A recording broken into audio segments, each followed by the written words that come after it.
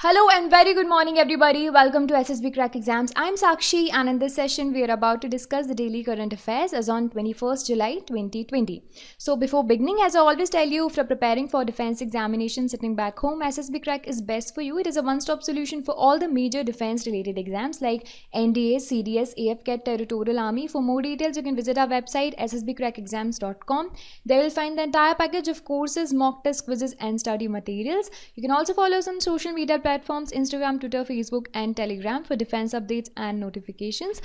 Do not forget to subscribe our YouTube channel. You can also download a mobile app SSB Crack Exams from Google Play. So guys, let's start a session with the question of the day. In the yesterday's session, I asked you what is a malware and how does it spread? So many of you have answered correctly. So malware, it is an umbrella term which is used to define several other intrusive and hostile softwares, and several other intrusive and hostile softwares includes ransomwares, computer virus, worms, Trojan horses, spywares, adwares, etc. So malware is like, it's a short form of malicious software, right? So when we talk about malware, it can be deployed even remotely, and it is very hard to track the source of this particular malware. So it can take it can take the forms of exhaustible code, script, active content in other softwares. So it is typically used to steal the information, right? It can, and that information that can be readily monetized, such as it can steal your login credentials, credit card details, bank account numbers, etc. So the next question was, how does it spread? So it's spread in your computer when you download or install an infected software. They can also enter your computer through emails or links. If you click the emails or links, it can be downloaded in your computer or mobile, whatever. So once the malware enters the computer, it attaches itself to different files or overrides the data. And that is how it intrudes your computer or your systems. And there are some malware that are to be executed before it's activated, but some spreads very immediately. As malware travels within the network, it infects the computers it moves into. Now, why I asked this question? Because there was one malware that was in news and I just wanted you to relate to it. So recently a security firm, it has asserted about new malware and it is named as BlackRock Android malware. Okay. And the security firm has asserted that it is targeting social media, communication and dating apps specially. So when we talk about BlackRock Android malware, it can steal information from smartphones applications, including the popular app like Amazon, Facebook, Gmail, Tinder. And it is a very grave security threat. So when you talk about the types of this particular malware, it is a banking Trojan. Okay, it is a banking Trojan and it is said to be an enhanced version of it, and it is said to be the enhanced version of the Xerxes malware, which was itself the variant of Lockybot Android Trojan. Apart from it, this particular malware, it collects the user information by abusing the accessibility service of Android. That means it will be downloaded in your mobile even without you knowing about it. It appears as a Google update to you. And then it overlay the fake screen on the top of the genuine app. And how it does it? It uses the Android DPC, Android Device Policy Controller, to provide access to other permissions. And when it enters, it can steal your information regarding your debit card information, account number, login credentials. Like, if you don't know what a Trojan mean, a Trojan is made specially for stealing information like your login credentials, account number, etc. So as I told you, it appears as a Google update to your phone. And even the antivirus applications are useless in front of it. It is so powerful. So this is all about the BlackRock Android malware. So please remember this name, BlackRock Android malware, and it is a banking Trojan. Now moving ahead to our next update, it is a Consumer Protection Act. It came into effect from yesterday. So a Consumer Protection Act 2019, it will be empowered to conduct investigation into violation of consumer rights and institute complaints, prosecution, order recall of unsafe goods and services, order discontinuance of unfair trade practices and misleading advertisements, impose penalties on manufacturer, publisher, etc. of misleading advertisements. So talking about Consumer Protection Act 2019, so I'll be telling you some of the features of this particular act. So under this act, the rules for prevention of unfair trade practices by e-commerce platform will be covered under this act.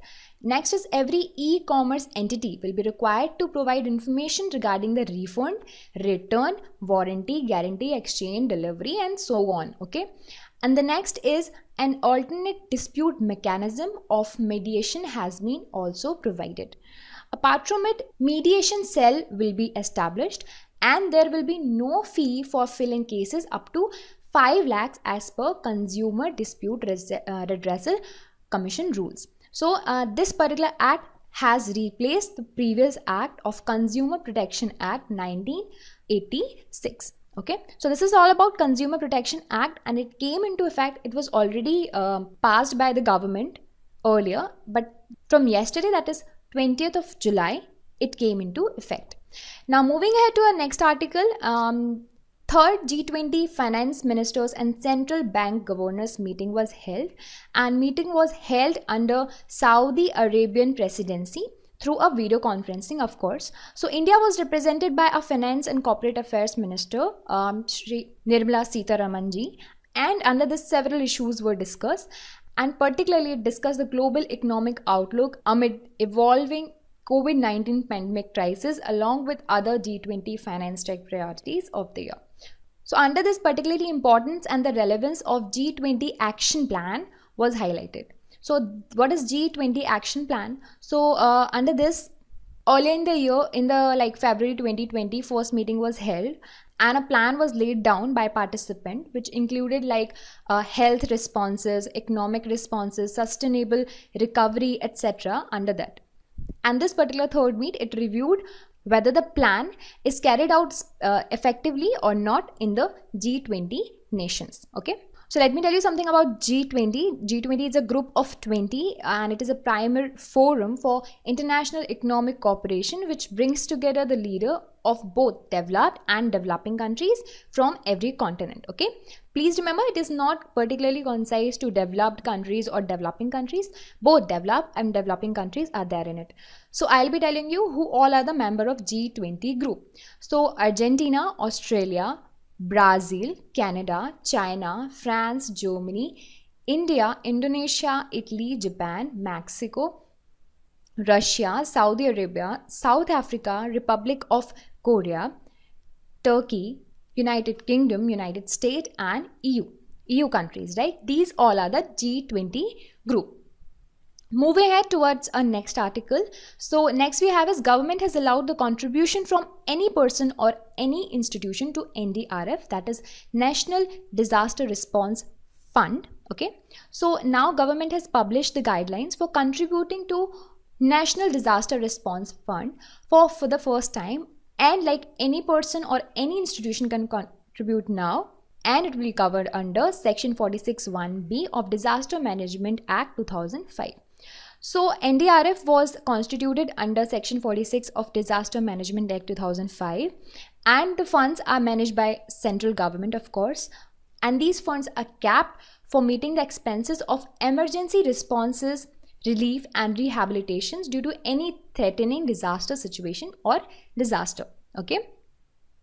So what all are the calamities that are covered under this? So under NDRF, cyclones, droughts, earthquake, fire, flood, tsunami, hailstorms, landslides, avalanches, cloudbursts, pest attack, frost, cold waves, all these are covered.